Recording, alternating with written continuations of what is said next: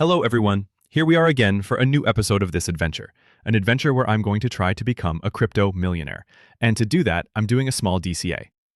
Before we go any further, I invite you to subscribe to this channel so you don't miss the upcoming videos and to keep me motivated to continue this adventure.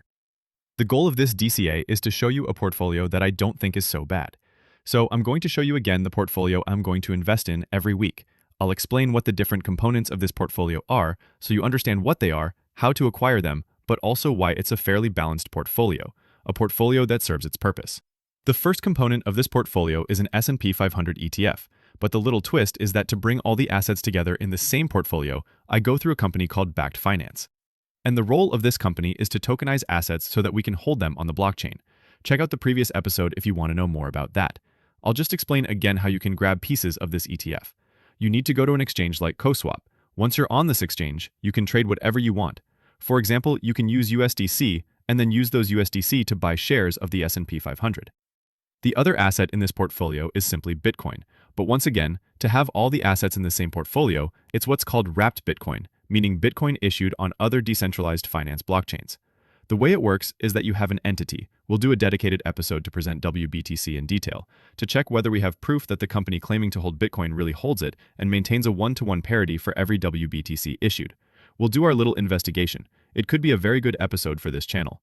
But in any case, it lets us accumulate Bitcoin. And what I'll do from time to time is convert my WBTC into real Bitcoin, and I'll make an episode to show you what tools I use for that. The last component of this portfolio is cash that I put to work on a decentralized finance platform. I already talked about it in the first episode, and I'll talk about it again in the future. But basically, it's cash with a return between 7 and 10%, which gives a certain stability to the portfolio. Stable, predictable growth. So what's the point of this portfolio? What's the point of these different assets? First, here are the performances so far. Bitcoin has decided to go up quite a bit. You see Bitcoin, the blue line on this chart, is crushing the other assets in this portfolio for now. The S&P 500 has also gone up since last time, not by much, so the numbers don't mean much yet. And the cash is starting to rise slightly. The idea is that the other assets will outperform cash, but cash brings security and stability to the portfolio. Now, more in detail, why Bitcoin? The thesis is that Bitcoin will eventually become the most valuable asset in the world. That's my bet, that more and more people will realize you can't hold in your portfolio paper currencies that are constantly devalued as governments issue debt and then create money to buy that debt. Most developed countries do this. That's why the money supply grows by about 6% per year, while global growth isn't 6% per year. That's why we have structural inflation, and more people will see Bitcoin as protection against that. I think it's still time to accumulate Bitcoin.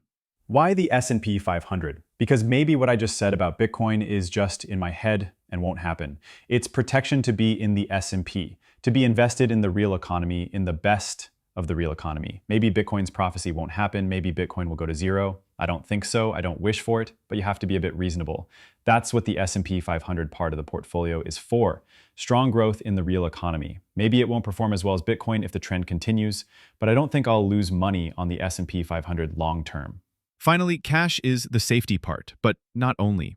Once a year, I'll pay myself a dividend from it. For me, a good portfolio preserves capital in the long term, but also eventually supports your lifestyle. So once a year, the interest I earn on that cash will be paid to me as a dividend. Now, let's invest in the assets in this portfolio. We have $60 that came in, so we'll put $20 in the S&P 500. Why am I on the Gnosis blockchain again? Because the fees are negligible, which is useful when doing DCA with small amounts. On Ethereum, it wouldn't be possible. So we can even buy Bitcoin this way, $20 at a time, which isn't optimal otherwise. Here I can accumulate WBTC and eventually convert larger amounts into Bitcoin. We swap that. Now we'll buy WBTC, $20 into Bitcoin. Done. Finally, we'll place our cash. This marketplace is run by Realty Real Token, which selects and manages real estate and other assets, giving us access to them on the blockchain. We're in the world of real-world assets here, and it provides regular returns with weekly payments. In their ecosystem, there's a platform where you can deposit properties to borrow against them, but you can also deposit stablecoins so others can borrow them for a yield. So we deposit $20 on the platform. We now have $60 working there.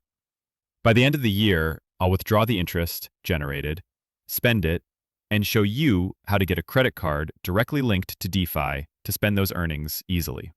Let's update our table. Here's what our portfolio looks like today.